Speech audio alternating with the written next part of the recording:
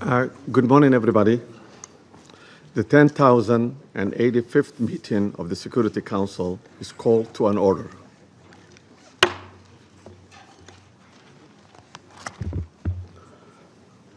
As this is the first formal meeting of the Security Council this year, I should like to extend my warm wishes on the new year to all members of the Security Council, the United Nations, and the Secretariat. In presiding over this first formal meeting of the Council in 2026, I'm happy to welcome the new members, Bahrain, Colombia, Democratic Republic of Congo, Latvia, and Liberia. We look forward to their participation in the work of the Council. Their experience and wisdom will be invaluable assistance in the discharge of the Council's responsibility. I shall also take this opportunity to express the Council's gratitude to the outgoing members, namely Algeria, Guyana, Republic of Korea, Sierra Leone, and Slovenia, for their important contributions to the work of the Council during their terms. I shall also like to take this opportunity to pay tribute on behalf of the Council to His Excellency, Mr. Samuel Zobogar, a permanent representative of Slovenia, for his service as the President of the Council for the month of December. I'm sure I speak for all members of the Council in expressing deep appreciation to Ambassador Zobogar and his team for this great diplomatic skill with which they conducted the Council's business last month. The provisional agenda of this meeting is the threat to international peace and security. The agenda is adopted. In accordance with Rule 37 of the Council's Provisional Rules of Procedure, I invite the representatives of Argentina, Brazil, Chile, Cuba, Eritrea, Islamic Republic of Iran, Mexico, Nicaragua, Paraguay, South Africa, Spain, Trinidad and Tobago, Uganda, and the Bolivarian Republic of Venezuela to participate in this meeting. It's so decided. In accordance with Rule 39 of the Council's Provisional Rules of the Procedure, I invite the following briefers to participate in this meeting. Ms. Rosemary DiCarlo, the Undersecretary General for the Political and Peace-Building Affairs. Mr. Jeffrey Sachs, President of UN Sustainable Development Solutions Network and Director of Center for Sustainable Development at Columbia University, and Ms. Mercedes de Freitas, Founder and Executive Director of Transparencia Venezuela. It's so decided. Security Council will now begin its consideration for item 2 of the agenda. I now give the floor to Ms. Rosemary DiCarlo. Thank you, Mr. President. Today, I'm going to deliver a statement from Secretary General Antonio Guterres, who was not able to be here this morning.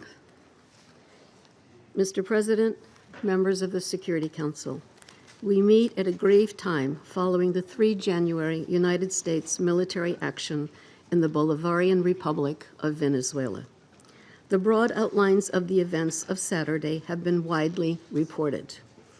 Early that day, U.S. forces were active across Caracas and in the northern states of Miranda, Aragua, and La Guaira. The extent of casualties resulting from these actions remains undetermined. In a statement on social media on Saturday, President Donald Trump announced the conduct of a, I quote, large-scale strike against Venezuela and its leader, President Nicolas Maduro, end quote. During a press conference on Saturday, President Trump stated, and I quote again, "We are going to run the country until such time that we can do a safe, proper, and judicious transition," end quote. The government of Venezuela has characterized the United States' action. And Venezuela has been in technical default since 2017. We owe more than $15 million. Four, Venezuelans have had to learn to live with just a few hours of electricity per day in very many parts of the country. And we've learned to protect ourselves from daily extortion from the armed Colombian groups or the organized crime groups, but also elements of the state. So many families only have one meal per day below the calories that they need, affecting their nutrition, which is getting worse day by day. Humanitarian programs are not sufficient.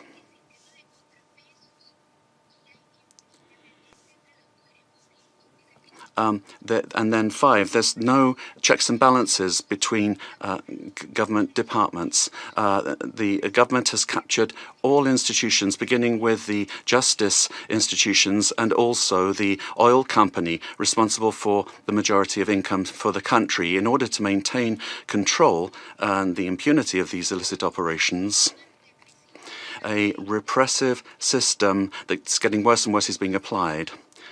And today, there are more than 1,000 political prisoners.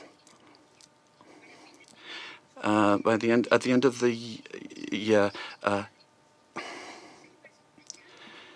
26 people died during torture or because of a lack of medical care. United Nations has documented many of these cases. We need a transparent state that is accountable, that will guarantee the rule of law and human rights, that will protect public goods for everyone without privilege, a system that's autonomous and independent. We need investment in building capacity that will enable us to have a dignified life. We must respect the will of the Venezuelan people to live in peace and democracy. And finally, a request to you. Freedom for all political prisoners in the country. Thank you very much. I thank Ms. Freitas for her briefing. I now give the floor to those council members who wish to make statements. I give the floor to the representative of Colombia. Mr. President, Colombia would like to thank Somalia in your quality as President of the Security Council for having quickly responded to our request to convene this emergency meeting, as well as thanking China and Russia for their support for holding of this meeting. And we wish you, Mr. President, a successful month managing the work of the Council at a particularly delicate time for international peace and security. I'd also like to thank Under-Secretary General for Political Affairs and Peacebuilding of the United Nations and the invited briefers. We thank them all for their briefings. This is the first time Colombia is taking the floor in the Security Council as a non-permanent member for the period 2026-2027. Colombia is taking on this responsibility with a deep sense. Underscores the importance of dialogue, the peaceful settlement of disputes, and respect for constitutional and institutional frameworks. Mr. President, the complex situation in Venezuela requires a comprehensive response that is both inclusive and nationally owned. We continue to hold that a sustainable and peaceful resolution can only be found through constructive dialogue among Venezuelans themselves, with genuine respect for the aspiration and rights of the Venezuelan people, and with the constructive support of the international community. The A3 expresses its solidarity with the people of Venezuela and reiterates the African Union's commitment to peace, stability, and mutual respect among nations and regions.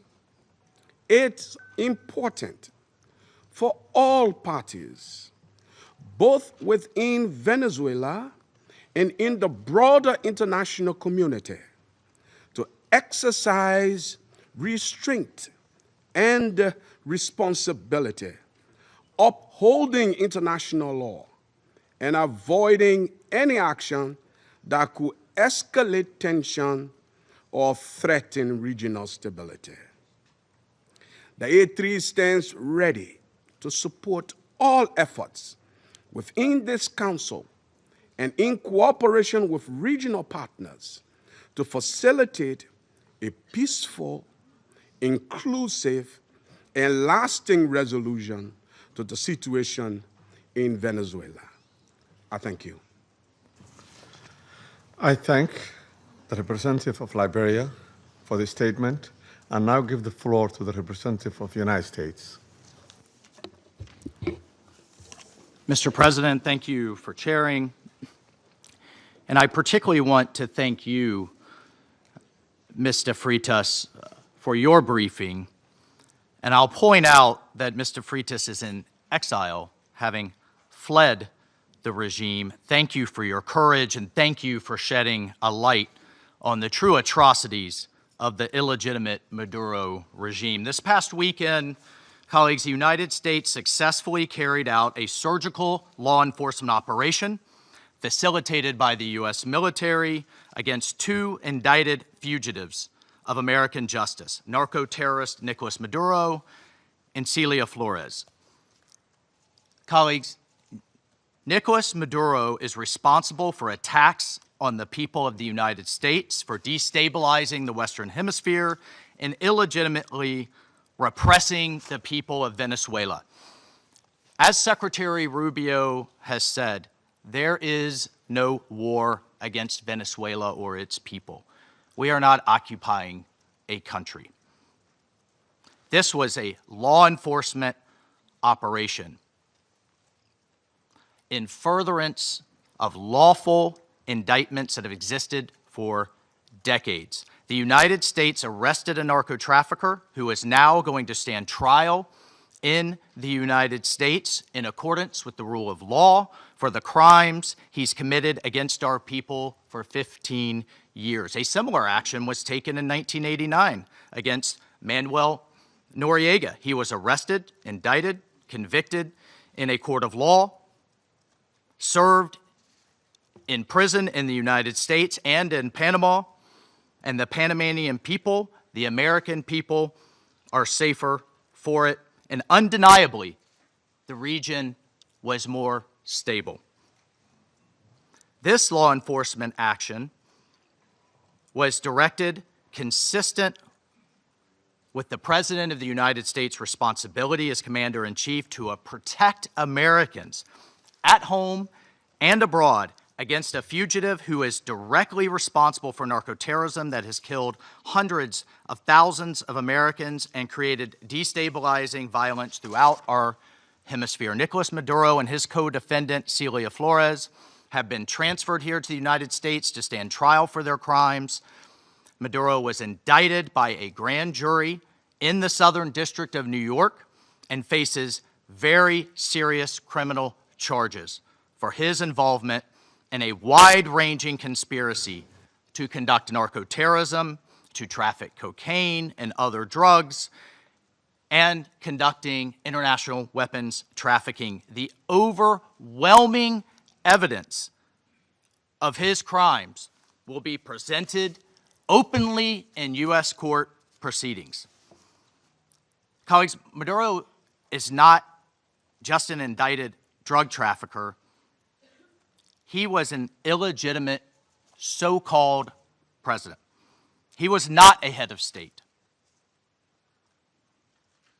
For years, Maduro and his cronies have manipulated Venezuela's electoral system to maintain their illegitimate grip on power. In fact, just 2 years ago in 2024, a UN panel of experts report found that the election in that year was absolutely and completely a farce and fell well short of the most basic transparency and integrity measures essential to upholding credible elections. If the UN and the United Nations in this body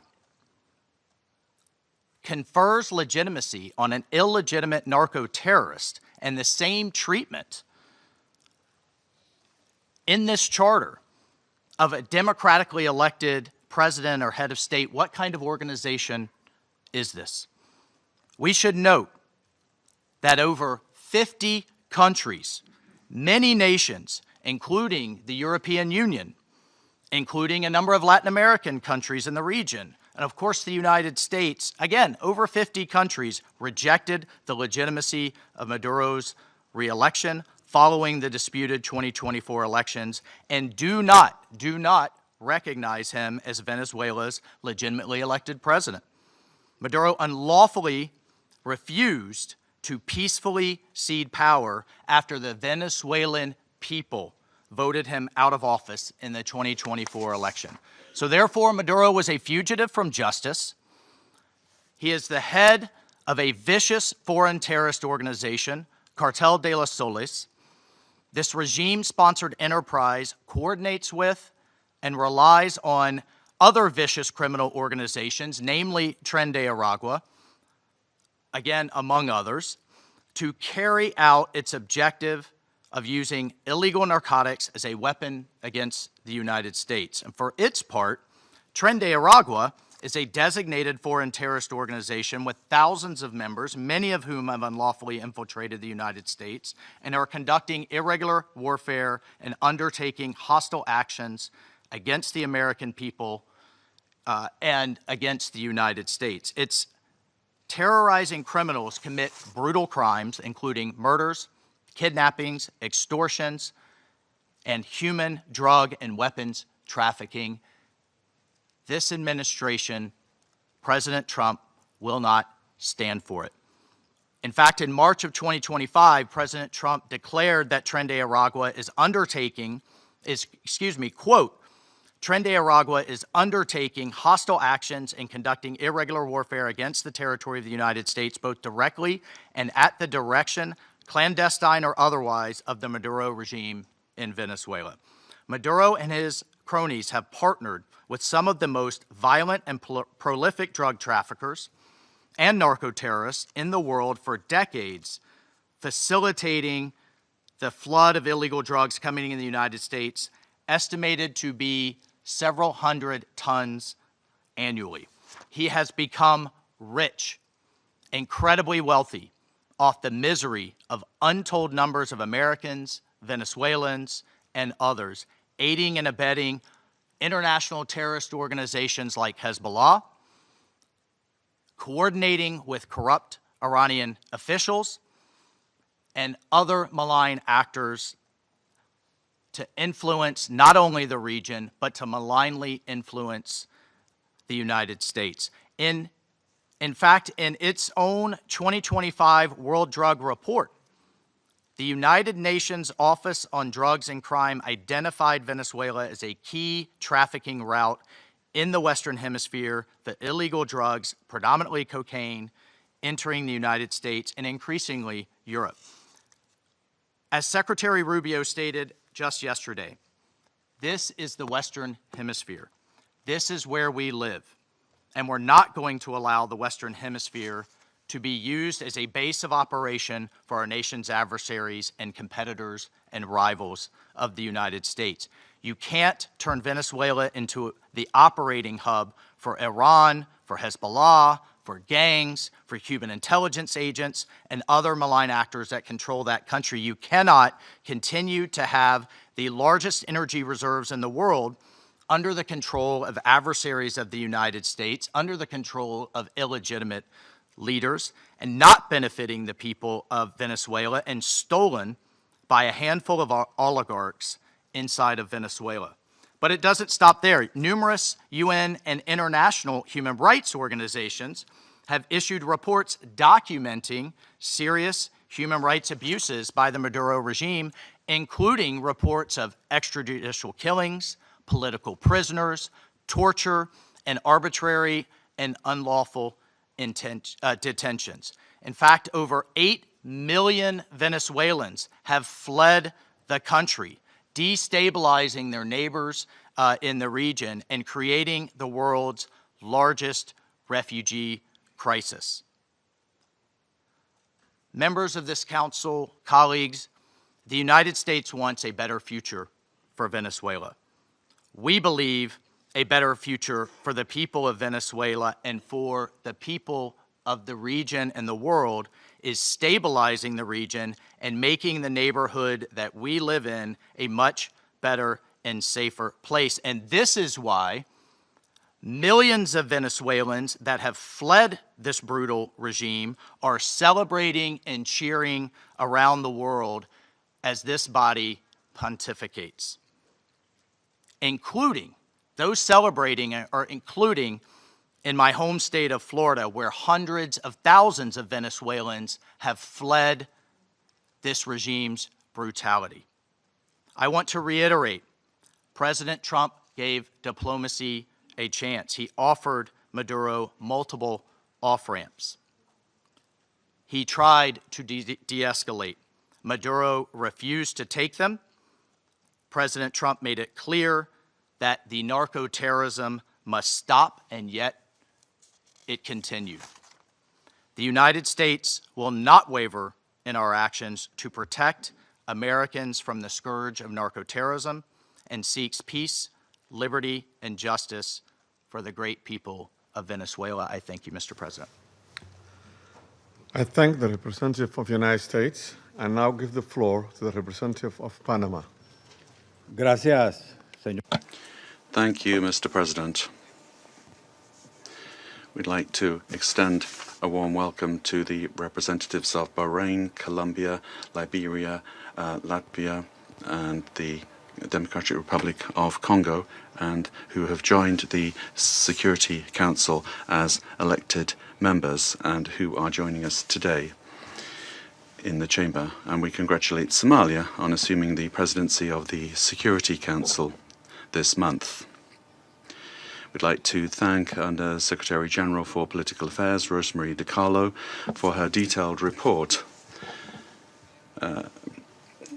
representing Secretary General Antonio Guterres. She's briefed us on the situation under discussion today. We're also very grateful for the very valuable presentations by Mr. Jeffrey Sachs and Ms. Mercedes de Freitas.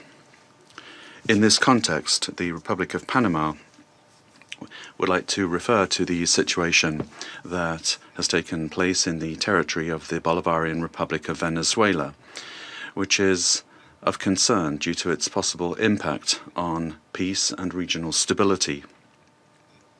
However, in the light of the unfortunate reality of the facts that we have seen, we now need to turn our attention constructively towards the future of Venezuela. However, it's important to point out that in terms of a constant principle of our foreign policy, Panama would like to reiterate our unfailing commitment to multilateralism, to the sovereignty of states, and to the unrestricted respect for international law, especially the principles enshrined in the United Nations Charter, including non-intervention, respect for territorial integrity, and the prohibition of the use of force. This is mentioned in Article 2 of the United Nations Charter. These principles are, and they continue to be, the indispensable framework for the peaceful coexistence between nations. Panama also believes it's necessary to highlight that the situation Venezuela is facing is unfolding in an environment marked by the disregard for the will of its people, as well as by a sustained erosion of democratic institutions. In this regard, Panama reiterates that it does not and will not recognize the authoritarian and illegitimate regime that has held Venezuelan men and women hostage, plunged them into one of the gravest political, social, humanitarian, and security crises in our region. Unfortunately, we have witnessed how the situation has gradually deteriorated under the regime, especially over the last year, with increased systemic erosion of democracy, the hollowing out of institutions, and the rise of authoritarian and repressive practices, which have contributed to an unfortunate outcome and therefore cannot be ignored by the international community. In particular, it is essential to call for the unconditional release of persons detained for political reasons. Many of them have been deprived of their liberty merely for raising their voices in a context in which dissent is not tolerated. From this moment on, we must demand that all political prisoners that the regime continues to hold hostage, Venezuelans and foreigners alike, be released without delay. Their physical well-being and safety must be guaranteed. Likewise, freedom of expression and the unequivocal respect for human rights must be immediately ensured. In this context, Panama underscores that its position does not stem solely from a principled democratic solidarity, but also from direct impact. A Panamanian citizen, Mr. Olmedo Núñez, remains arbitrarily detained in Venezuela without formal charges, without due process, without full access to a defense, and without effective consular guarantees. Added to this is the human impact of a multidimensional crisis that has forced around 9 million Venezuelans, men and women, to leave their homes, compelled to live in displacement and vulnerability as a consequence of the institutional and social collapse generated by the regime. A crisis that has had significant regional repercussions, reflected both in the irregular migration flows from south to north of a significant number of Venezuelan nationals, as well as reverse migration movements, including also a lot of Venezuelans, the effects of which are felt particularly in countries of transit and destination that this affects, including Panama. And this has decisively contributed to illegal migration. In the face of this reality, Panama issues a clear and firm call for Venezuela's short-term future to be fully democratic.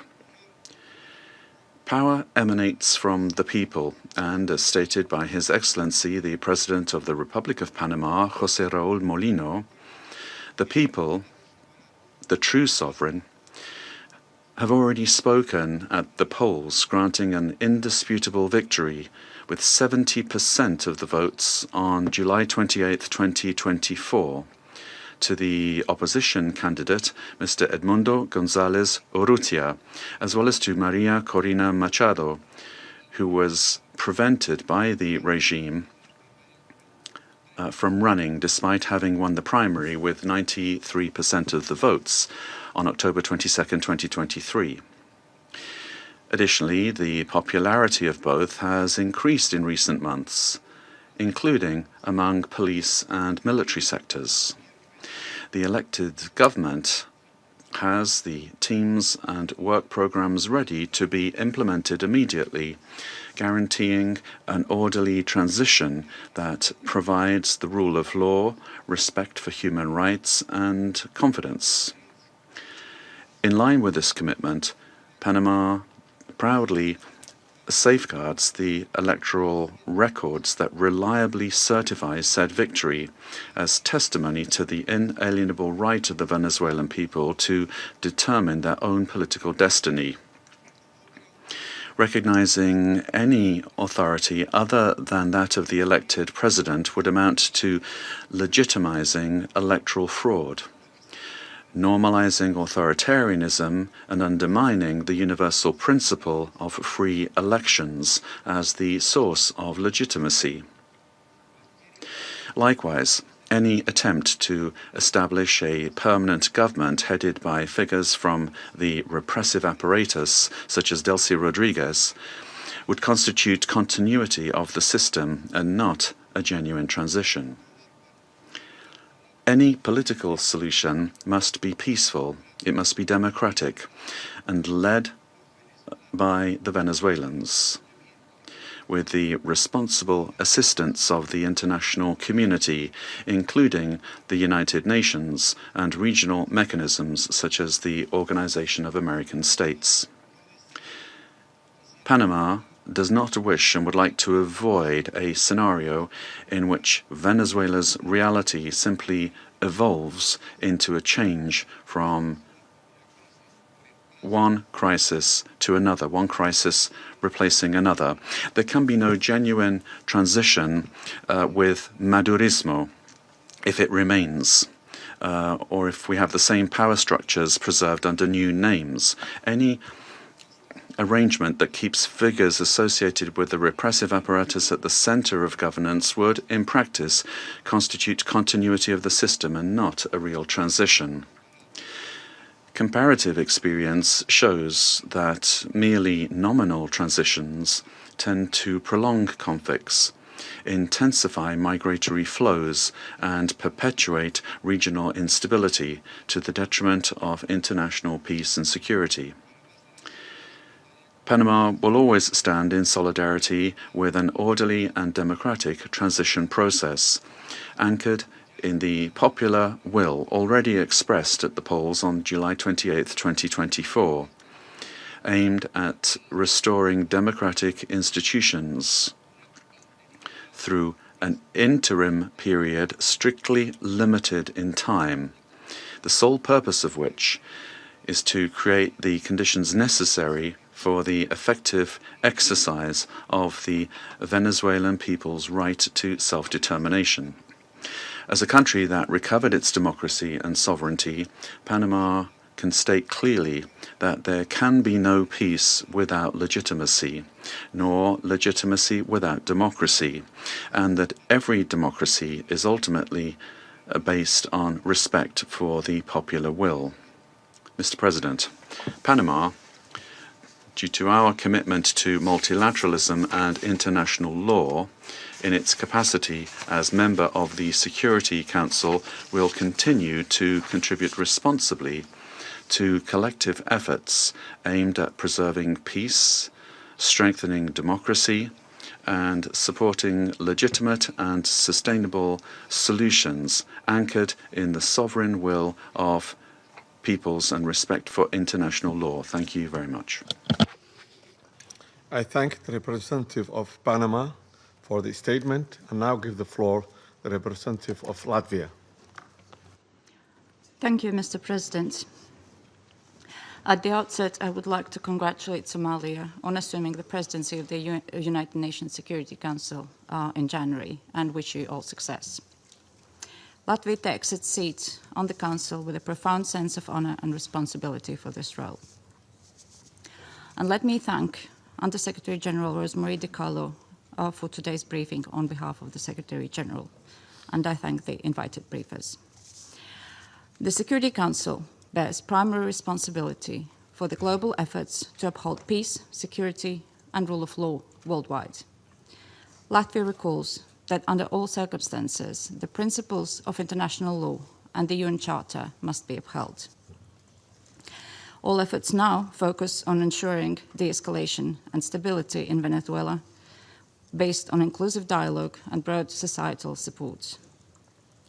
Latvia encourages all relevant actors to prioritize diplomatic efforts and work collectively towards a peaceful, democratic, and sustainable future for Venezuela.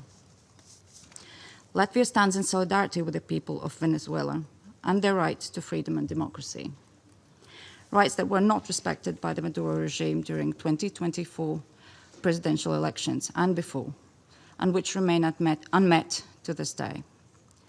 The regime of Nicolas Maduro was rooted in mass repression, corruption, organized crime, including drug trafficking, and posed a grave threat to security of the region and the world. It has repeatedly violated the UN Charter and undermined international law, including through open support for Russia's aggression against Ukraine. The Maduro regime does not represent the will of the Venezuelan people and has relied on widespread, systematic repressions of human rights across the country to maintain power. 8 million Venezuelans have been forced to flee the country since 2014. Latvia also remains committed to working jointly together with partners to counter global transnational organized crime networks, including in Latin America and Caribbean.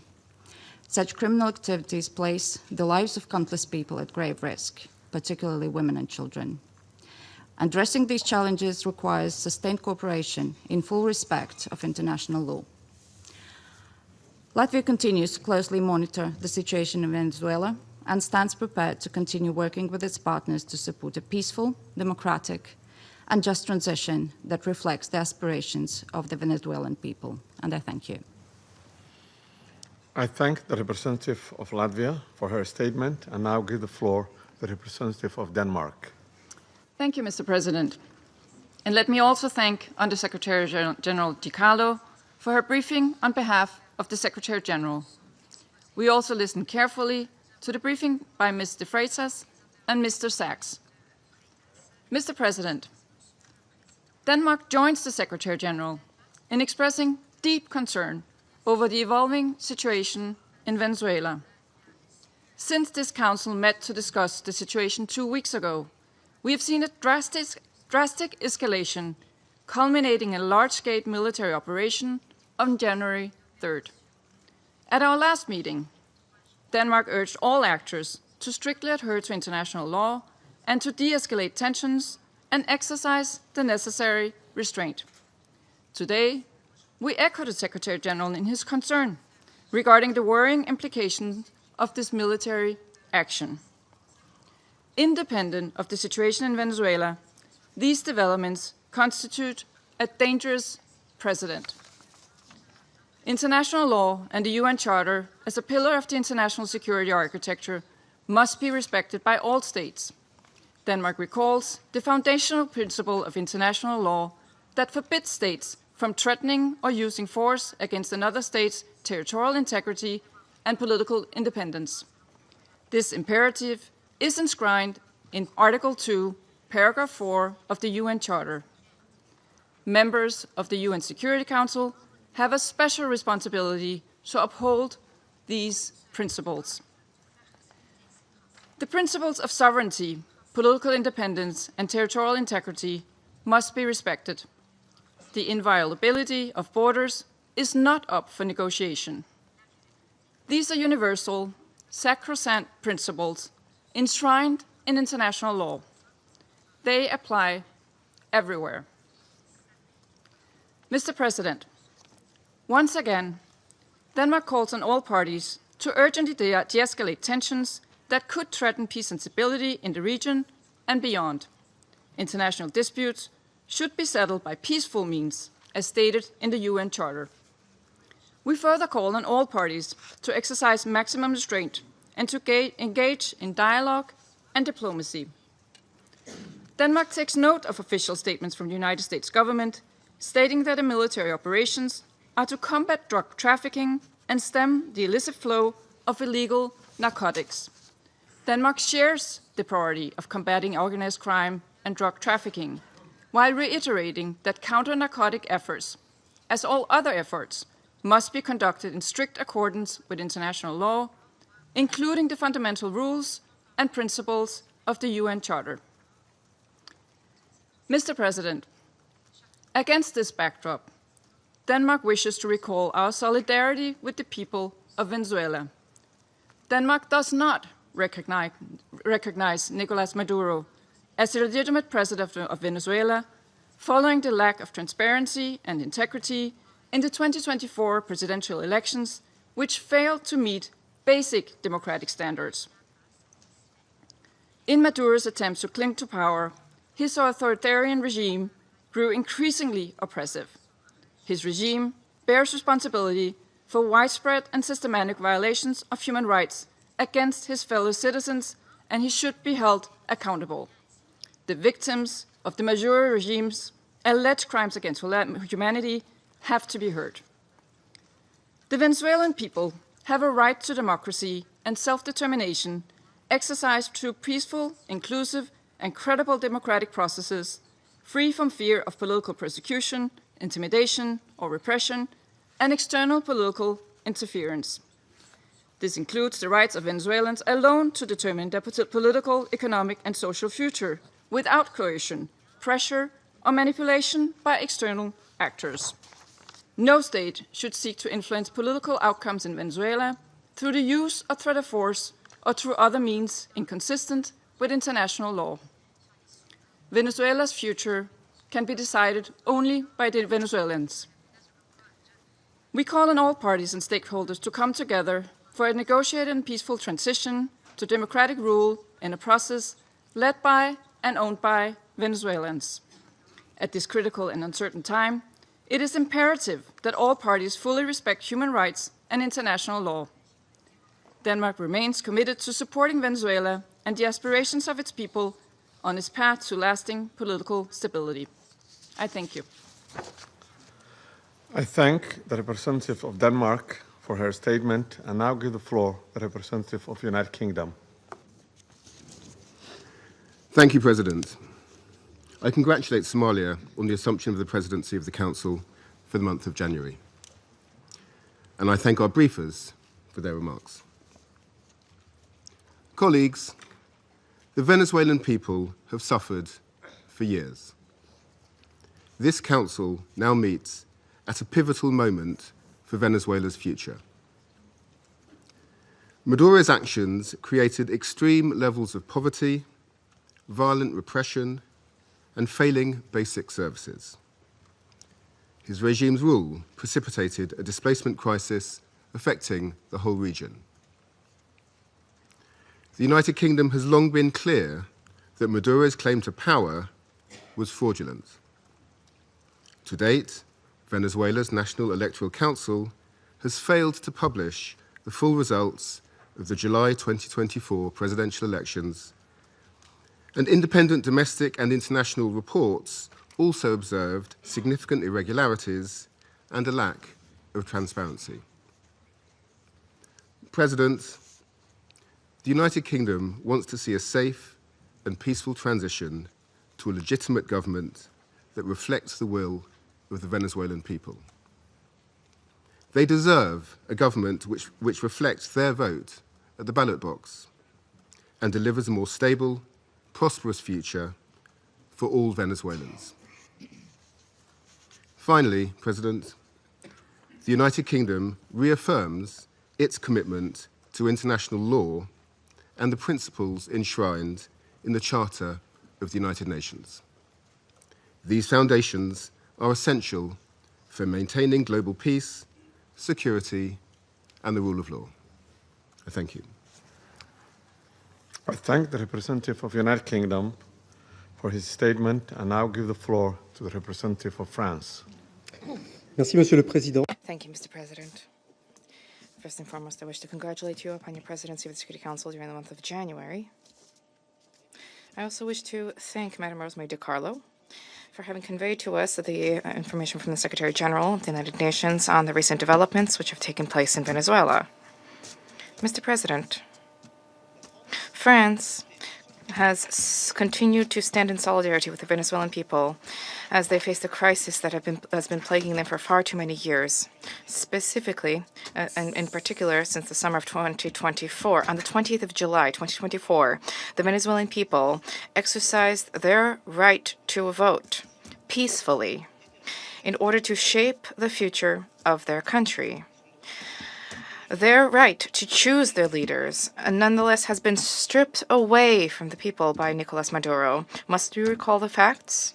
The electoral process has been was marred by numerous irregularities, and the final counting of votes was marred by a flagrant lack of transparency.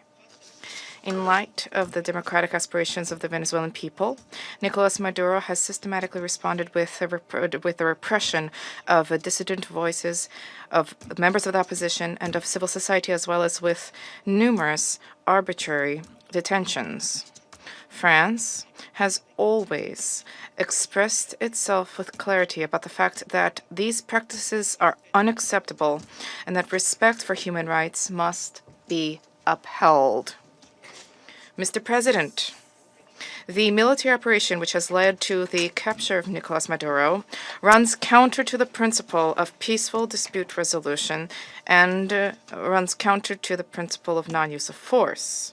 The proliferation of violations of the Charter of the United Nations and of violations of international law by states vested with responsibility as permanent members of the Security Council chips away at the very foundation of the international order.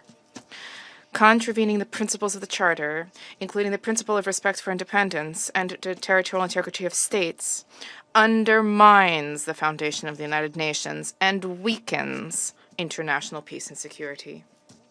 France remains faithful and committed to respect for the Charter of the United Nations and of the principle of peaceful dispute resolution. We have an obligation to uphold these principles at all times and in all places. Respect for these principles is indispensable. Mr. President, France wishes to reiterate our commitment to respect for the will of the Venezuelan people. The transition which is currently being opened up for Venezuela needs to be peaceful and democratic and carried out in a manner which respects the choice of the Venezuelan people, a sovereign people. This transition must be led by and for the Venezuelans. France stands ready, alongside states in the region and our partners at the European Union, to uphold dialogue with a view to the restoration of the free, democratic expression in Venezuela. We stand ready to support regional stability. This also needs to be the role of the Security Council. Thank you. I thank the representative of France for the statement and now give the floor to the representative of Bahrain. سيد الرئيس أود بداية Mr. President, I wish to take this opportunity to congratulate first and foremost the Federal Republic of Somalia on its presidency of the Security Council during this month of January. We wish you every success. We also wish to take this opportunity to thank delegations whose mandate at the Council ended, namely Algeria, Guyana, the Republic of Korea, Sierra Leone, as well as Slovenia. We wish to thank them for their significant contributions to the attainment of the goals and the mission of the Council. I also wish to thank Madam Rosemary DiCarlo, Undersecretary General for Political and Peace-Building Affairs, for her valuable briefing related to the latest developments which have taken place in the Bolivarian Republic of Venezuela, and I wish to thank other briefers as well. We appreciate the reaffirmation by His Excellency the Secretary General of the United Nations, reaffirmation of the commitment to the fundamental principles of the Charter of the United Nations, a commitment to the peaceful diplomatic resolution of disputes. The Kingdom of Bahrain supports the call of the Secretary General for all stakeholders in Venezuela to engage in inclusive dialogue which guarantees respect for international law, and this in order to ease tensions, to preserve regional stability, and to avoid any potential adverse repercussions for security and stability in the region.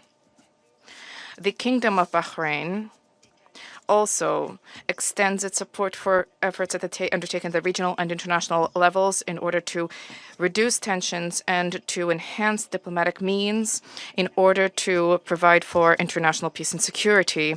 The Kingdom stresses the importance of the promotion of international cooperation in order to support all regional and international efforts which are geared towards combating international organized crime, trafficking in drugs, as well as scourges which are related to the this. This undermines the stability of societies, undermines achievement of sustainable development. Therefore, these issues need to be dealt with in accordance with international relevant conventions. By way of conclusion, the Kingdom of Bahrain reaffirms our support for regional and international efforts to achieve a political, lasting solution in the Bolivarian Republic of Venezuela. This needs to be achieved through regional cooperation and with respect for national sovereignty.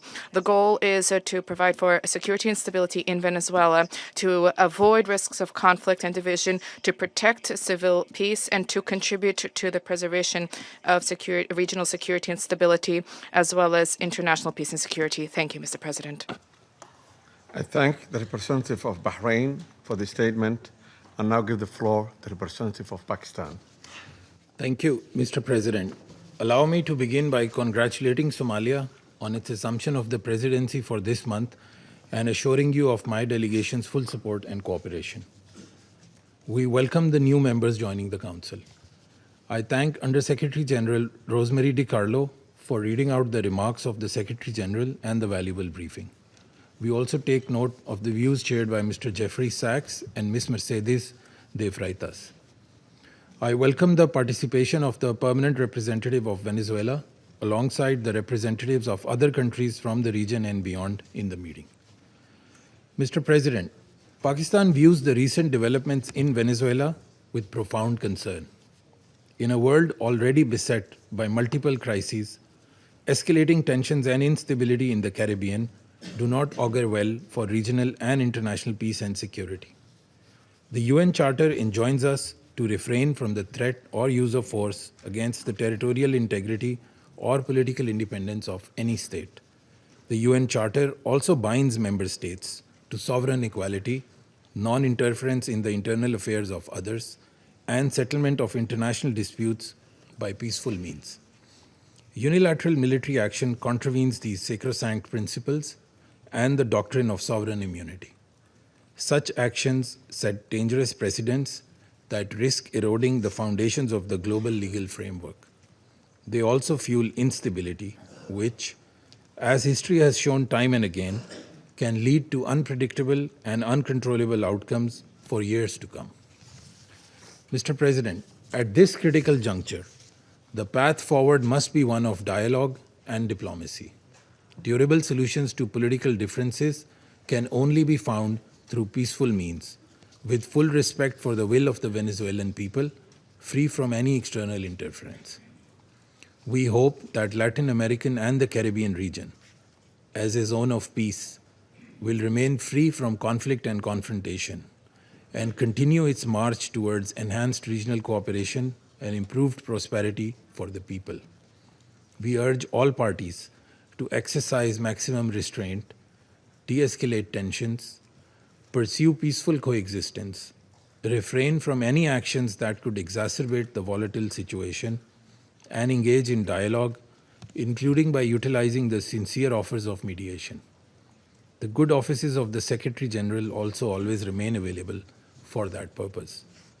Lastly, Mr. President, I affirm Pakistan's commitment to contributing constructively to the discharge of the Security Council's primary responsibility for addressing the threat to international peace and security by diffusing tensions, promoting pacific settlement, and upholding respect for international law and the UN Charter.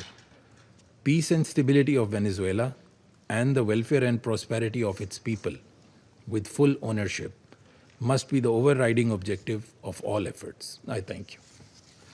I thank the representative of Pakistan for the statement and now give the floor to the representative of Greece. Thank you, Mr. President. At the outset, I would like to congratulate Somalia for assuming the presidency of the Council for the month of January, and I would like to welcome the newly elected members joining the Council. I would also like to thank USG DiCarlo for her briefing on behalf of the Secretary General, as well as Mr. Sachs and Ms. de Freitas for their remarks. Mr. President, Greece is closely monitoring developments in Venezuela.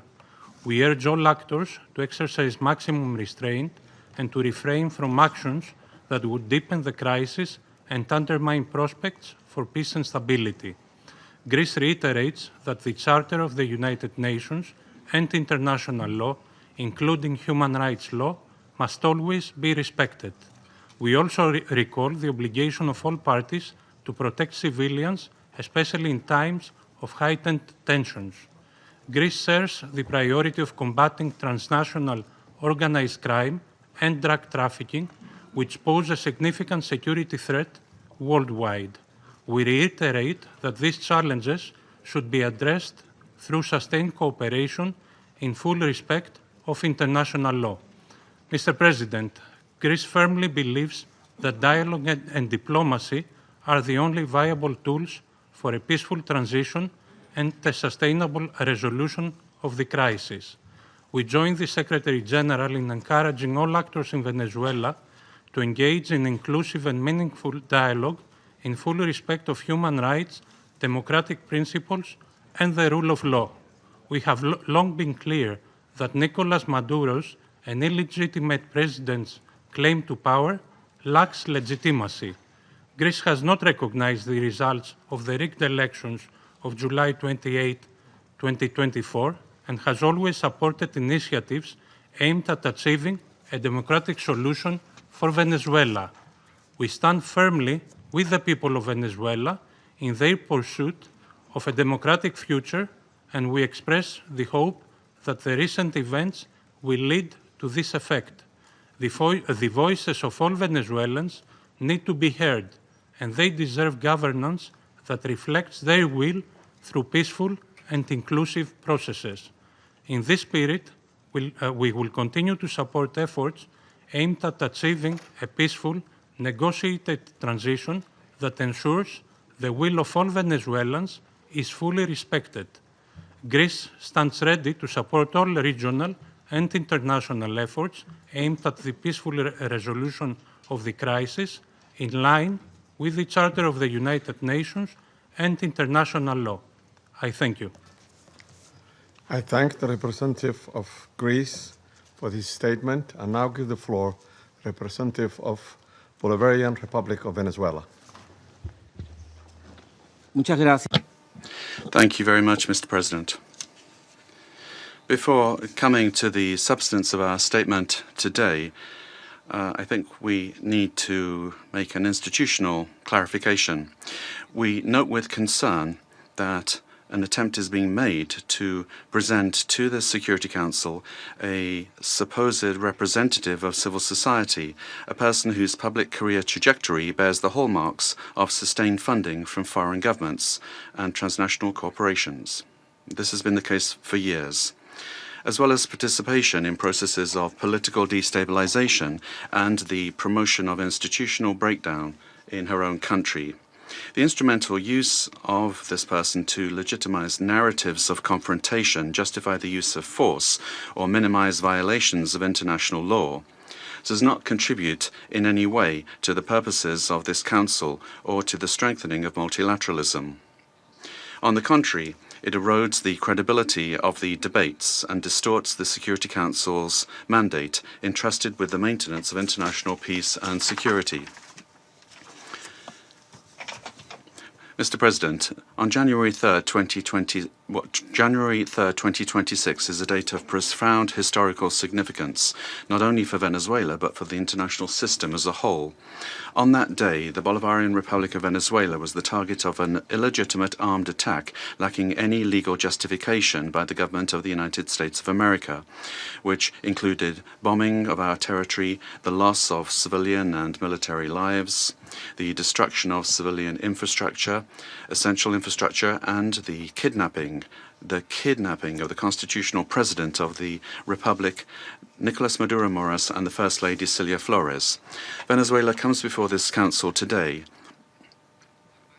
with a deep conviction that international peace can only be sustained if international law is respected without exception, without double standards, and without selective interpretations. The events of January 3rd constitute a flagrant violation of the UN Charter, perpetrated by the US government, in particular, the violation of the principle of sovereign equality of states, of the absolute prohibition of the use or threat of use of force against the territorial integrity or political independence of any state, as enshrined in Article 2, Paragraph 4,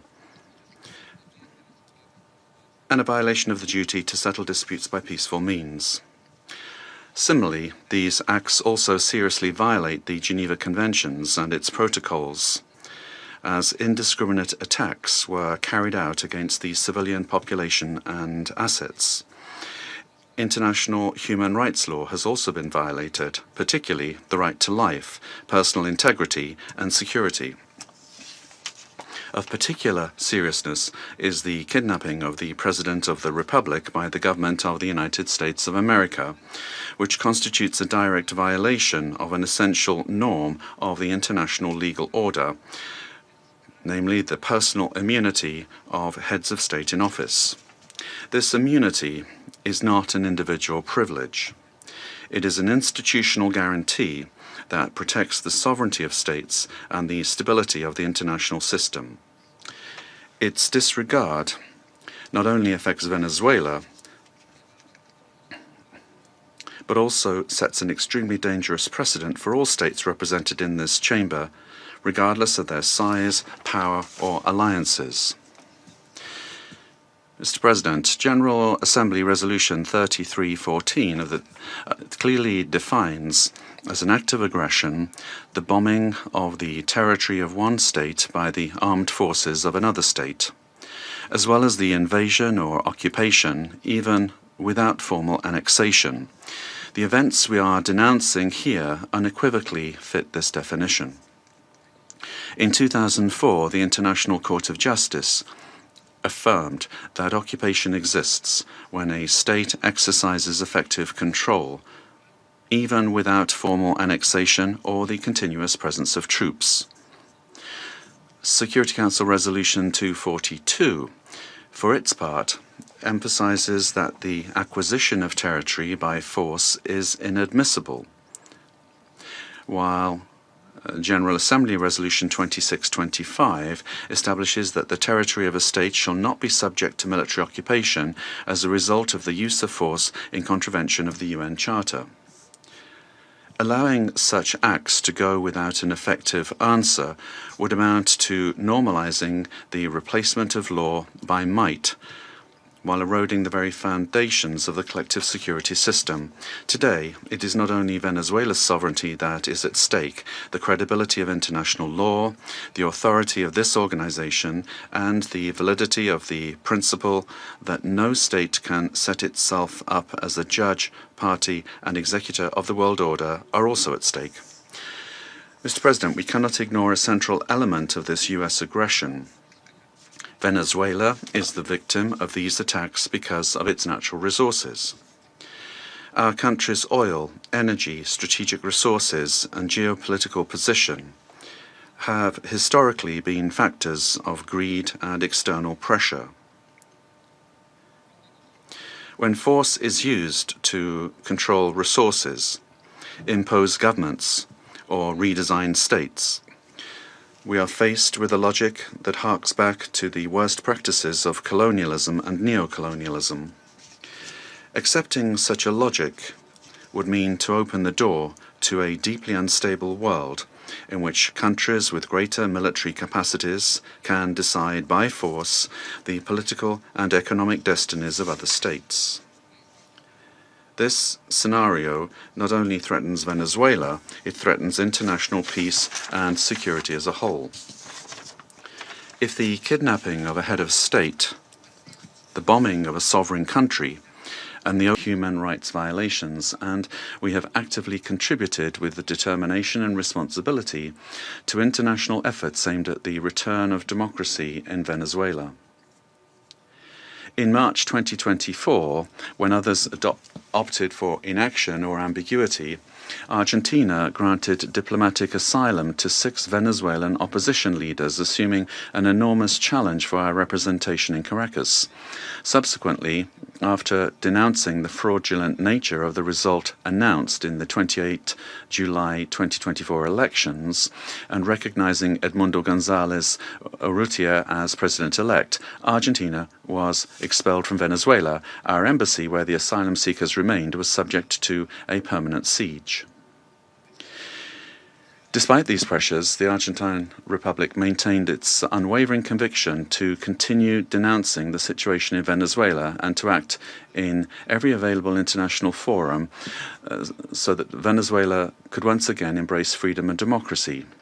Mr. President, this is not the first time that Argentina has addressed this Security Council regarding the situation in Venezuela. On the 23rd of December last, we expressed our deep concern over institutional and humanitarian deteriorating situation, noting the effects of the illegitimate regime of Nicolas Maduro transcended the domestic sphere and negatively affected regional stability, constituting a concrete threat to hemispheric security.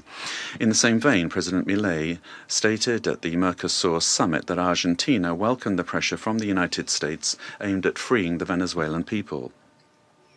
Today, the international community faces a new scenario that poses a dual challenge: to support a genuine democratic transition in Venezuela and to contribute to the lasting restoration of peace and security in our region. Faced with both challenges, the Argentine Republic stands ready and willing to cooperate.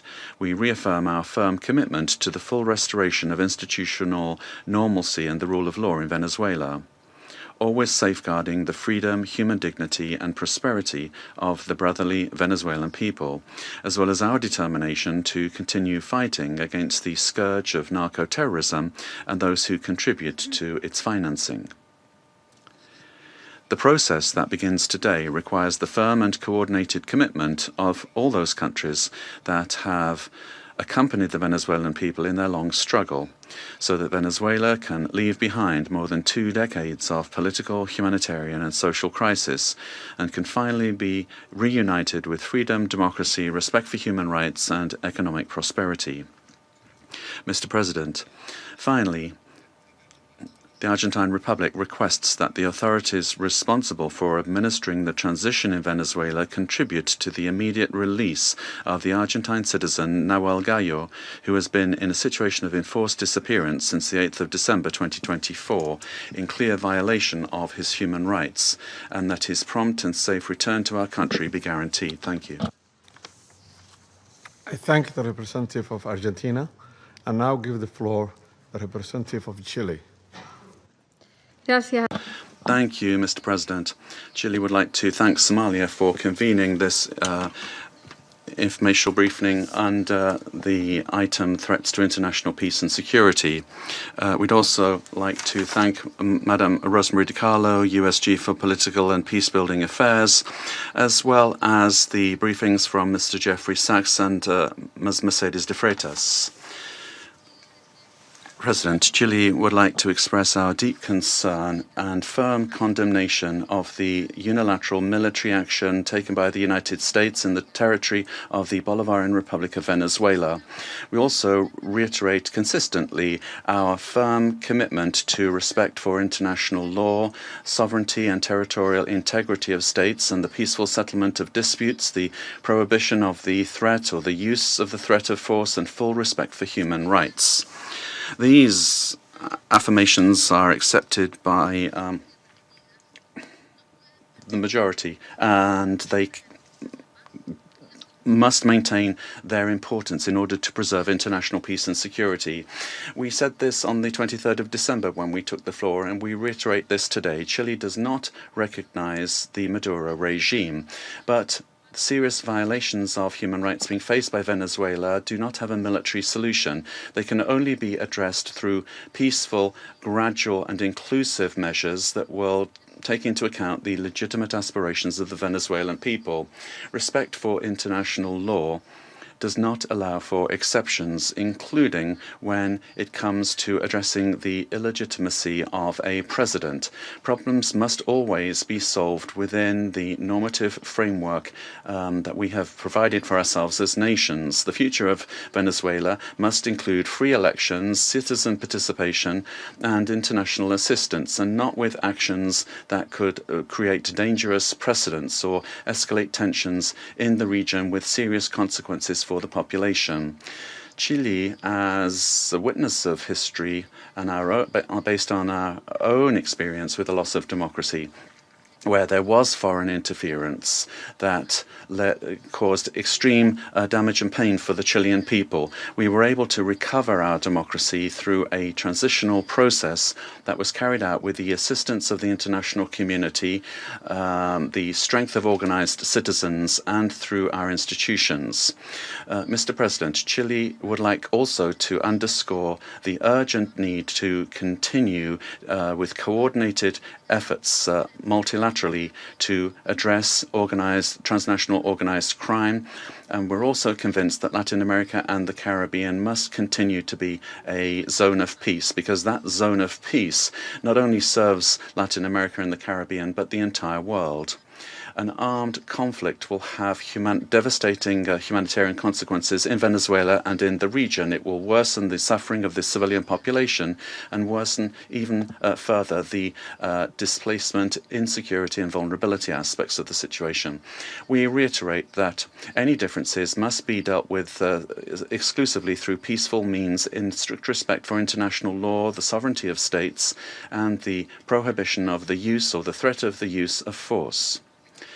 As was recently indicated by the heads of state of Brazil, Chile, Mexico, Uruguay, and Spain, we express our concern with regard to any attempt to control government administration or foreign ownership of strategic assets. This would be against international law and would threaten the political, economic, and social stability of the region. Mr. President, given this complex scenario, Chile welcomes the role that could be played by multilateral fora. And here, particularly, we would refer to the role of the United Nations, and particularly the role that could be played by the Secretary General and by this Council, with the consent of the parties involved to contribute to de-escalating the situation and searching for an understanding that would favor a peaceful and lasting exit to the crisis. Prudent leadership and experience of our organization, as well as the regional organizations and mechanisms, could be very relevant to avoid a further worsening of the situation and to keep open the channels of communication. Chile reiterates its preparedness to support constructive initiatives that will point in this direction and work together with countries of the region and with the international community for stability and mutual understanding and respect for the principles that underpin this organization. Thank you. I thank the representative of Chile for the statement and now give the floor to the representatives of Brazil. Mr. President, we'd like to thank Somalia for convening this emergency session of the Security Council. Brazil categorically and firmly rejects the armed intervention in Venezuelan territory in flagrant violation of the Charter of the United Nations and of international law. The bombings on Venezuelan territory and the capture of its president cross an unacceptable line. These acts constitute a very serious affront to the sovereignty of Venezuela and set an extremely dangerous precedent for the entire international community. The Charter of the United Nations establishes as a pillar of the international order the prohibition of the use of force against the territorial integrity or political independence of any state, except in the circumstances strictly provided for therein. The acceptance of actions of this nature would inexorably lead to a scenario marked by violence, disorder, and the erosion of multilateralism, to the detriment of international law and institutions. The effects of the weakening of international governance and cooperation mechanisms are already evident.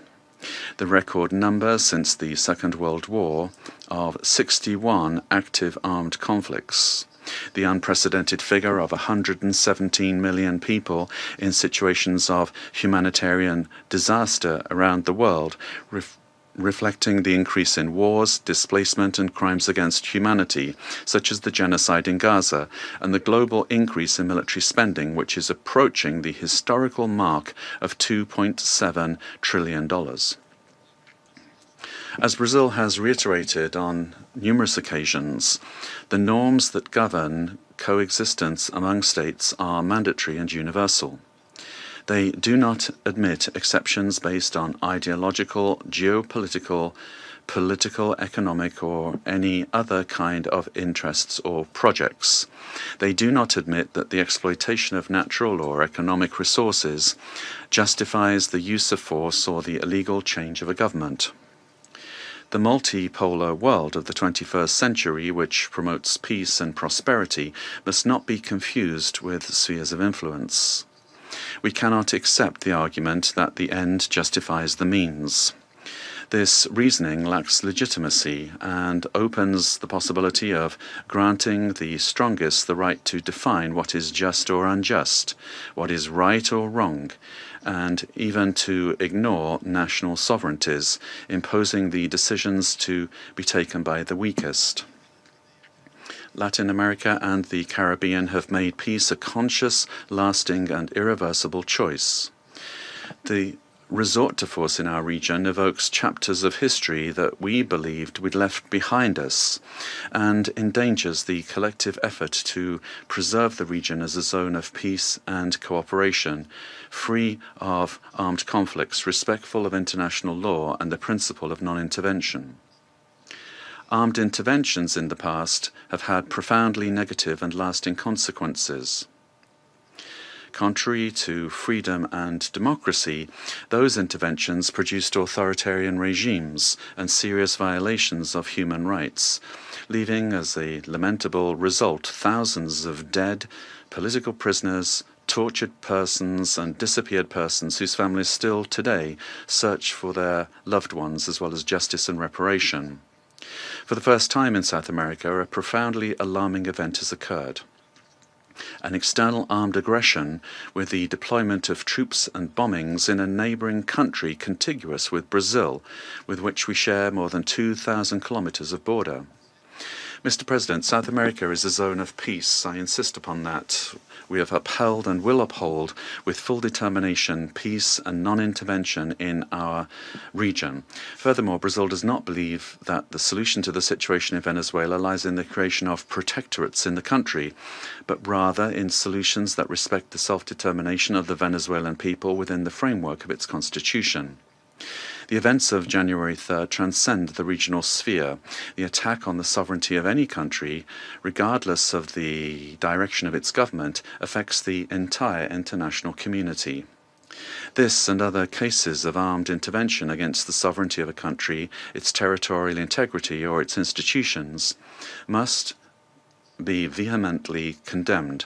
It is up to this Council to assume its responsibility and react with determination, clarity, and obedience to international law in order to prevent the law of force from prevailing over the force of law.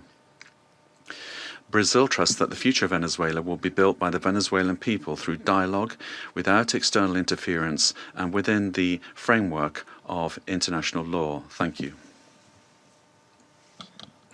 For Brazil, for the statement, and now give the floor to the representative of Mexico.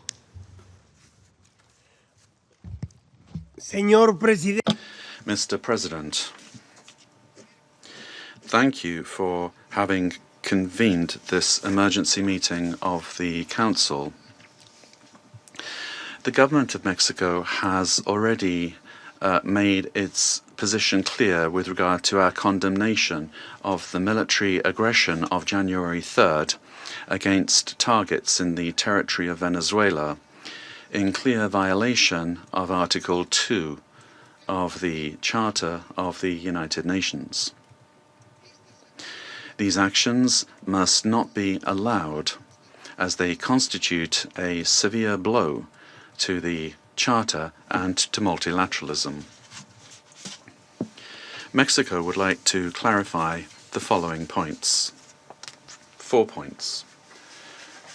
Number 1, the prohibition of the threat or the use of force against the sovereignty, territorial integrity, or political independence of any state is the foundation of international law, regardless of the country or the government involved. 2, rhetoric pointing towards the escalation or expansion of military actions, including to other countries in our region, threatens regional stability.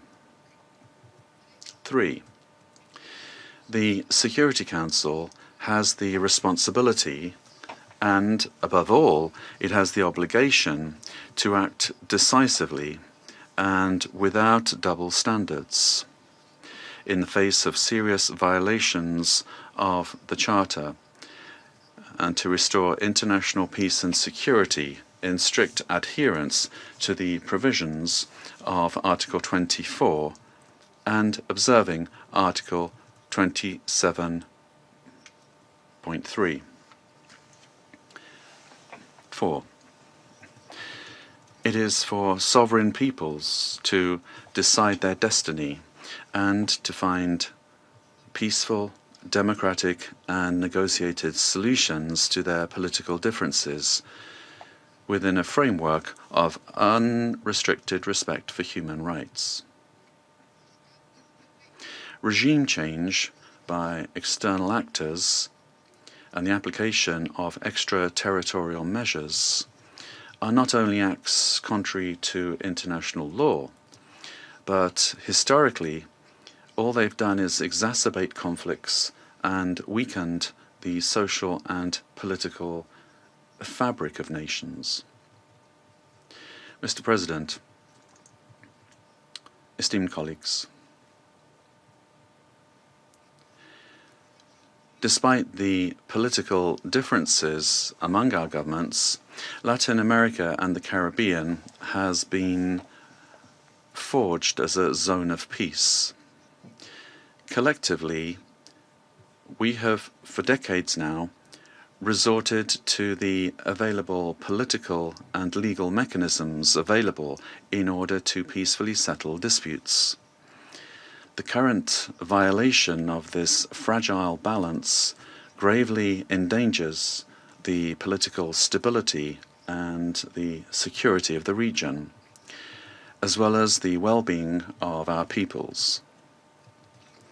Those who justify these acts deny the independent history of Latin America and the Caribbean. Mexico, firm in its constitutional principles of foreign policy and its pacifist calling, emphatically reiterates that dialogue and negotiation are the only legitimate and effective ways to resolve existing differences. I reiterate the call of the President of Mexico for the UN to do more to resolve this and other conflicts, including through change in the constitutional order of the Bolivarian Republic of Venezuela, freely chosen by its people. Its ultimate objective is not the false narrative of combating drug trafficking, but control over Venezuela's land and natural resources, as has been openly and shamelessly declared by President Trump and his Secretary of State. This is an imperialist and fascist aggression with objectives of domination that seeks to revive the U.S. hegemonic ambitions over our America, anchored in the outdated Monroe Doctrine. It also seeks to intimidate and subjugate the governments of Latin America and the Caribbean. Cuba calls for an urgent reaction from the international community against this criminal attack on Venezuela, a peaceful nation that has not attacked the United States or any other country. We call on all governments, parliaments, social movements, and peoples of the world to condemn the US military aggression against Venezuela and to confront this act of state terrorism that threatens international peace and security and seeks to impose a new doctrine of US imperialist domination in Latin America and the Caribbean and in the world. Mr. President, the recent statements about imperialist plans to steer Venezuela toward a supposed safe, appropriate and prudent transition are totally unacceptable.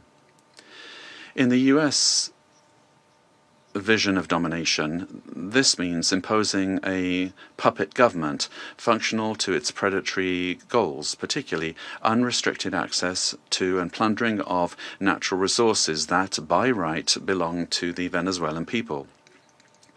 Determining the destiny of Venezuela is an exclusive right of its people, without external interference.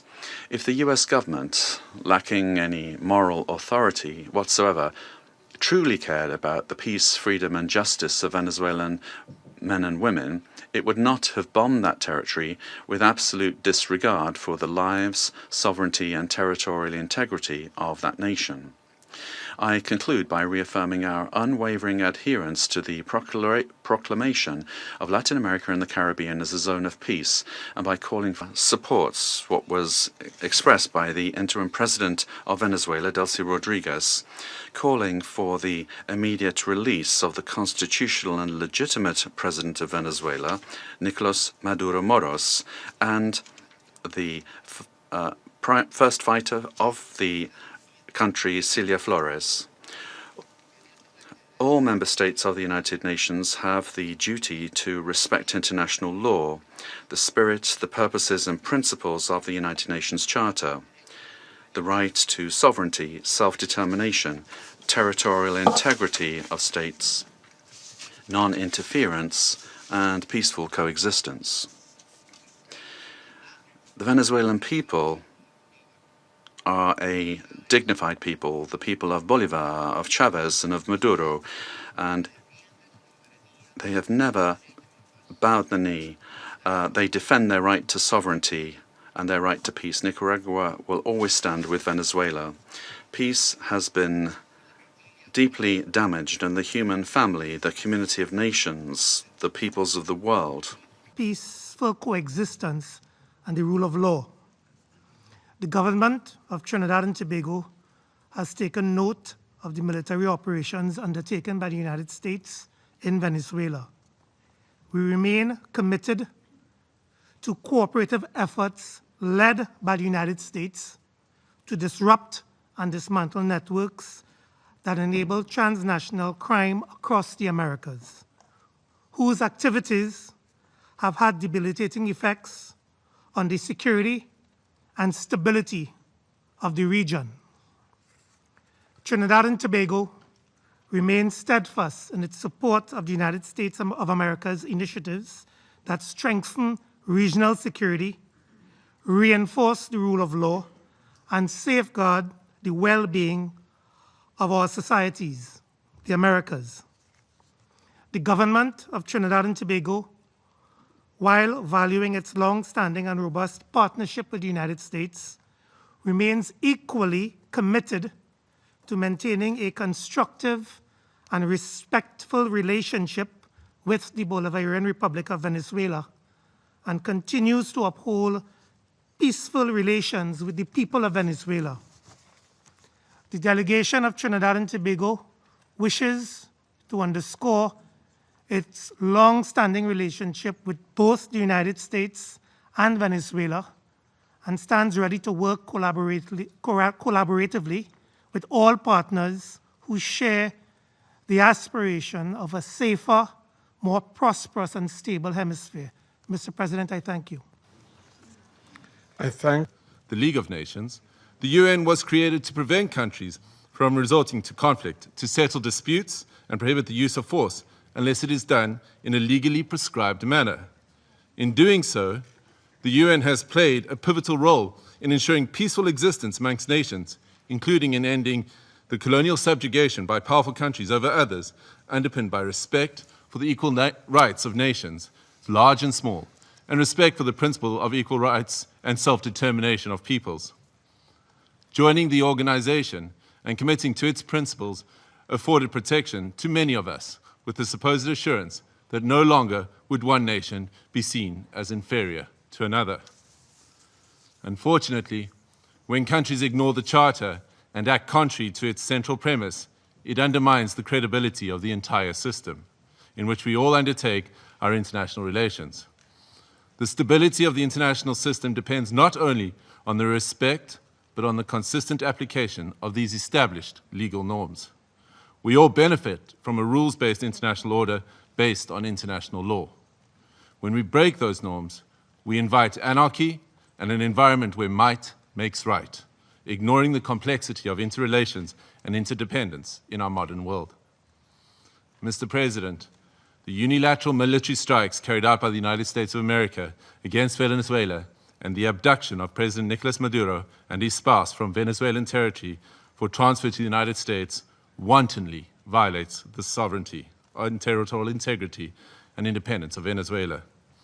These actions are also in stark contrast to our established legal norms, reinforcing the belief that might is right and undermining diplomacy. History has repeatedly demonstrated that military invasions against sovereign states yield only instability and deepen crises. Unlawful unilateral force of this nature undermines the stability of the international order and the principle of equality among nations. Such use of force also undermines the institutional infrastructure established to regulate relations among nations. We have seen examples of these in Libya, Iraq, and countless cases in Africa where foreign interventions and interference create security crises and undermine national governance institutions cultivated through nuanced and complex national contexts. South Africa stresses that allegations of internal governance challenges, human rights concerns, or acts of criminality by a head of state cannot justify a breach of the Charter's prohibition on the use of force, particularly Article 2.4 of the Charter. The peaceful resolution of disputes and internal matters must proceed in accordance with international law and through multilateral mechanisms. Additionally, under international law, a state has exclusive jurisdiction over persons and conduct within its own territory. Any enforcement of domestic law, including arrest by one state within the territory of another state without the state's consent, is an unlawful violation of sovereignty. There are recourse mechanisms at the disposal of states to implement international law. This includes taking action by bringing a case before the International Court of Justice or seeking action from the Security Council. We note the statement issued by a group of concerned countries, mainly those in the Latin American region, most affected by the developments in Venezuela, which reiterates that the situation in Venezuela must be resolved exclusively through peaceful means, through dialogue, negotiation, and respect for the will of the Venezuelan people in all its expressions, without external interference and in accordance with international law. Mr. President, each one of our countries, including our peoples, that are members of this organization and that are bound to its charters, have the right to determine our own democratic and political path. This inherent charter-given right to self-determination cannot and should not be abrogated. If we do not stand up for the sovereign rights of any nations or states when they are undermined and wantonly violated, then which one of us are safe or are guaranteed protection by the principles of the Charter and international law? Failure to act decisively against such violations is a tantamount to inviting anarchy and normalizing the use of force and military might as the main form of discourse in international politics. This would be a regression into a world preceding the United Nations, a world that gave us two brutal world wars, and an international system prone to severe structural instability and lawlessness. We cannot afford to proceed into a complex future without the stability and protection afforded by international law. I thank you.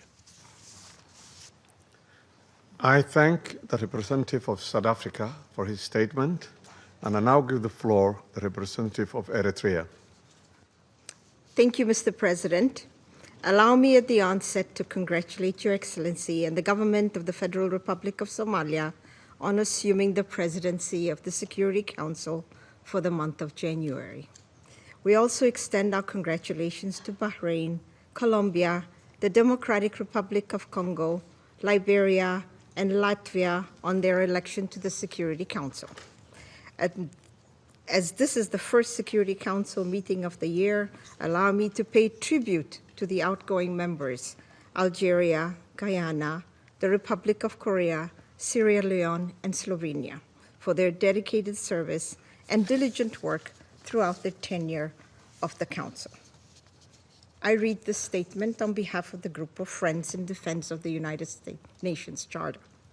The Group of Friends in Defense of the Charter of the United Nations condemns the most unequivocal and categoric manner the act of aggression perpetrated on 3rd January 2026 against the Bolivarian Republic of Venezuela by special forces of the United States of America, which included armed attacks against civilian and military objects in the capital city of Caracas, as well as in various other cities of the Venezuelan territory, and the illegal abduction of the President and First Lady of the Bolivarian Republic of Venezuela, His Excellency Mr. Nicolas Maduro Moros, and Her Excellency Mrs. Celia Flores de Maduro. The member states of the Group of Friends in Defense of the Charter of the United Nations expressed their serious concern at the impact of these series of armed attacks, particularly on civilians and their human rights to life, which have included military assaults with U.S. Special Forces, while emphasizing that such acts constitute a clear breach of international law and of each and every principle governing international relations, including those foreseen in the Charter of the United Nations.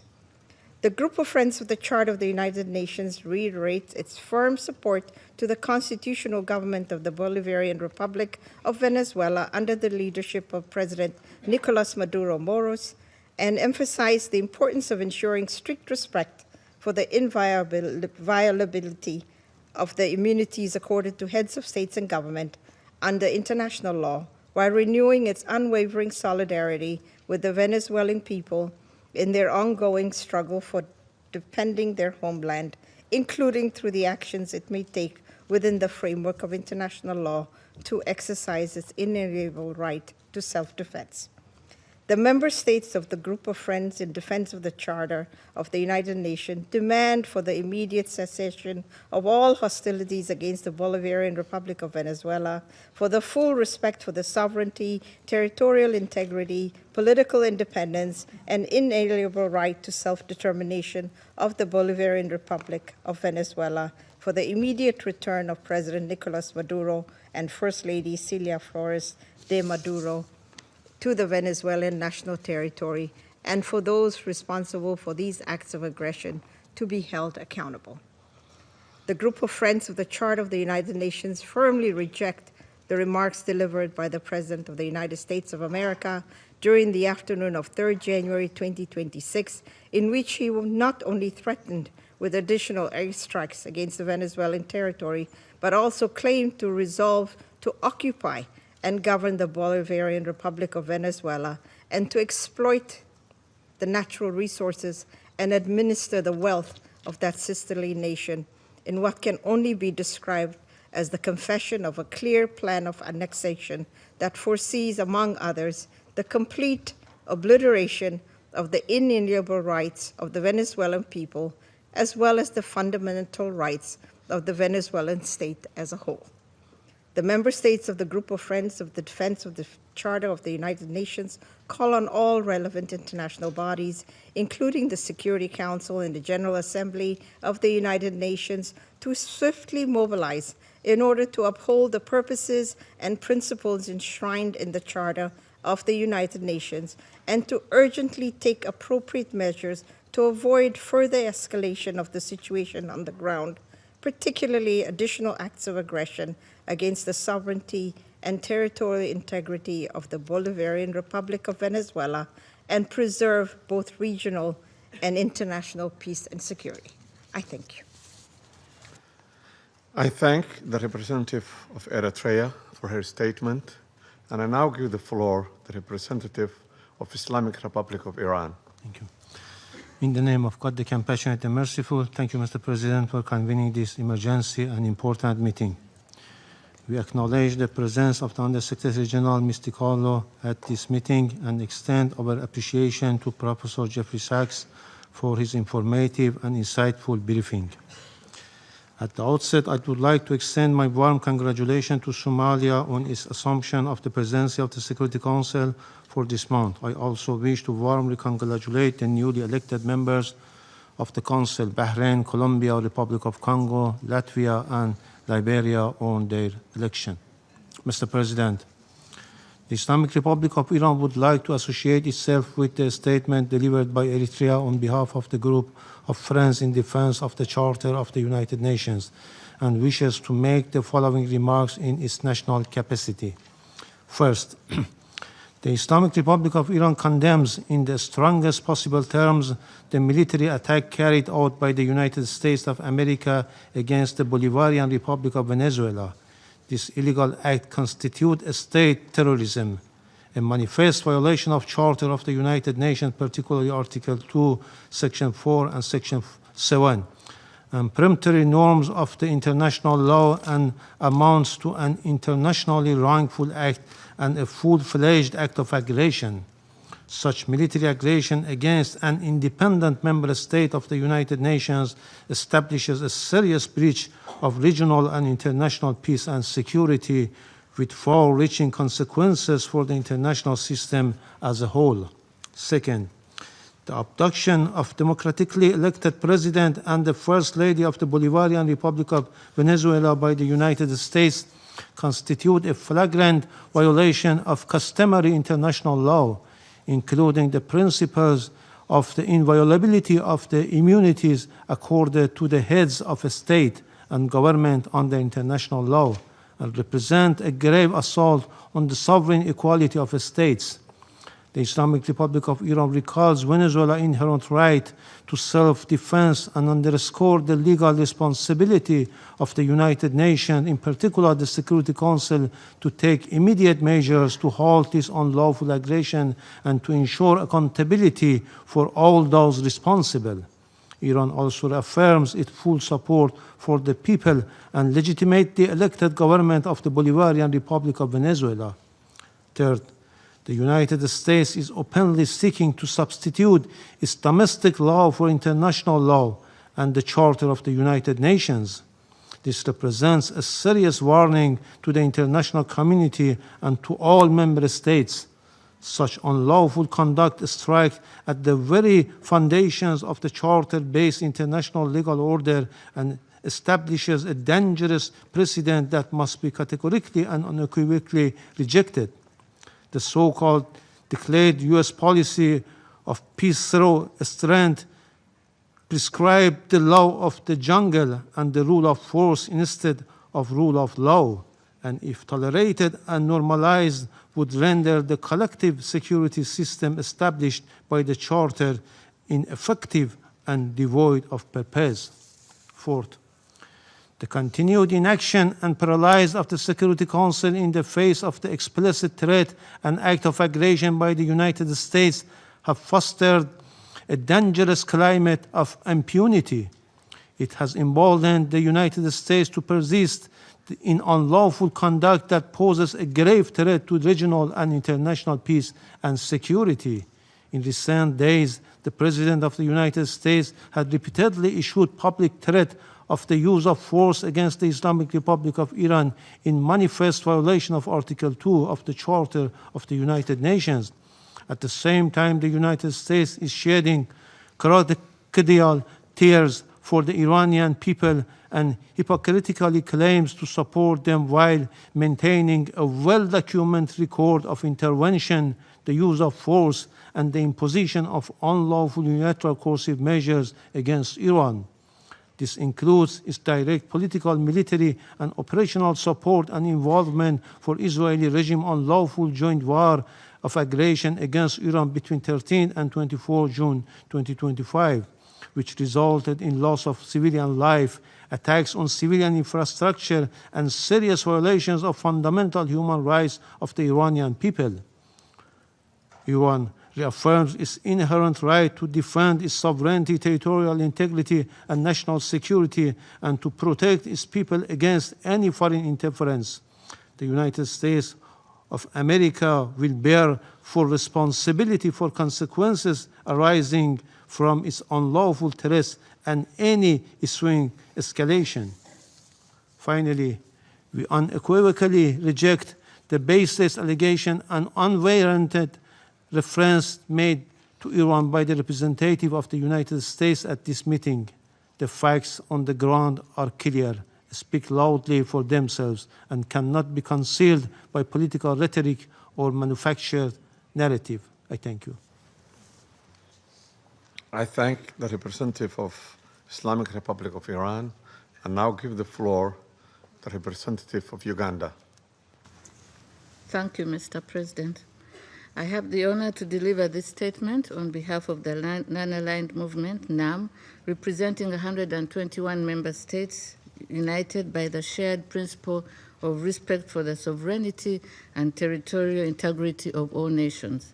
The Coordinating Bureau of the Non-Aligned Movement, NAM, categorically condemns the act of aggression perpetuated by the United States of America against the Bolivian Republic of Venezuela since the early hours of 3rd January 2026, which included armed attacks against civilian and military locations in the capital city of Caracas, as well as in various other cities of the Venezuelan territory.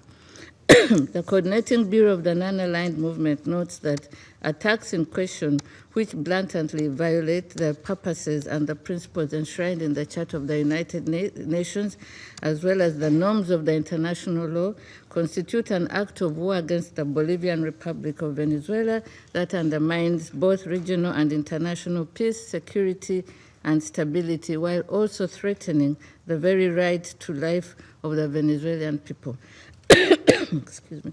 The Coordinating Bureau of the Non-Aligned Movement demands the immediate cessation of all hostilities against the Bolivian Republic of Venezuela, the full respect of the sovereignty, territorial integrity, political independence, and inalienable rights to the self-determination of Bolivian Republic of Venezuela, and that those responsible for those ongoing acts of aggression to be held accountable. The Coordinating Bureau of the Non-Aligned Movement reaffirms the inviolability of the immunities accorded to the heads of states and government under international law, which constitute a fundamental pillar of sovereign equality, peace, coexistence, and stable international relations. These immunities, firmly rooted in customary international law and consistent with the purposes and principles of the Charter of the United Nations, must be respected universally without discrimination, and any actions or measures that undermine or selectively disregard them risk eroding multilateralism, destabilizing international relations, and weakening the international legal order. Excuse me. Mr. President, the Coordinating Bureau of the Non-Aligned Movement reiterates its full solidarity with the people and government of the Bolivian Republic of Venezuela at this critical time, and insists that military solutions are not viable avenues for addressing any issues that may be of concern between members of the international community. I thank you, Mr. President. I thank the representative of Uganda for the statement.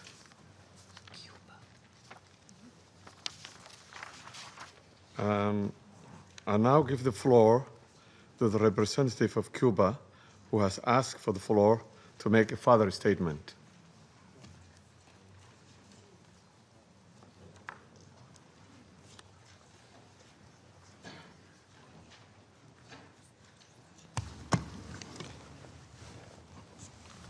Gracias, señor presidente. Thank you, Mr. President. Mr. President, my delegation feels it must take the floor again to respond to the unfounded accusations formulated by the United States against Cuba. We are indignant that those that have led unilateral aggressions and systematic violations of international law pretend to judge other sovereign states with a totally immoral and irresponsible attitude lacking respect. We fundamentally reject the accusations that Cuba has intelligence assets in Venezuela. These kinds of statements lack any factual base and are a clear attempt to take the eyes of the world off the criminal acts of the United States in the region. Cuba strictly respects the sovereignty, independence, and inalienable right of the Venezuelan people to decide their own destiny, as established by the United Nations Charter. Cooperation between both countries is in multiple spheres, has legitimate bases, and is based on bilateral agreements signed by both parties. As has been declared by the revolutionary government, the 32 combatants that fell in terrorist acts perpetrated by the United States were in missions of the revolutionary forces at the request of Venezuela. Those patriots were heroic in their action, showing solidarity with millions of Cubans. These accusations attempt to suggest that Cuba is involved in this way in Venezuela. We categorically reject that. Thank you. I thank the representative of Cuba for the statement. There is no more names inscribed on the list of speakers. The meeting is adjourned.